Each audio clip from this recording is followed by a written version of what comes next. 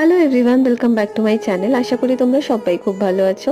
আজকের এই ভিডিওটা বেশ অনেকদিন আগের করা। দিনটা ছিল বুদ্ধ পূর্ণিমা, আর হাজব্যান্ডের অফিস ছুটি থাকায় দুজনে মিলে বেরিয়ে পড়েছিলাম প্রিন্সেপ ঘাটের উদ্দেশ্যে। আমাদের বাড়ি থেকে প্রিন্সেপ ঘাটের দূরত্ব বেশি না হওয়ায় যেতে বেশিক্ষণ লাগে না, তবে বাড়ির কাছে বলে সেভাবে হয়তো যাওয়াটাও হয় না। একদিকে বয়ে চলেছে গঙ্গা, সেই সাথে রক্তলাল সূর্যের রক্তিম আভা, আর নদীর বুকে এদিক ওদিক ভেসে বেড়াচ্ছে অনেক নৌকা। সূর্য অস্ত যায় যায়, আর শেষ বিকেলের আলোর এই অপূর্ব রূপছটা দেখে আমি আবেগে আপ্লুত হয়ে পড়েছিলাম।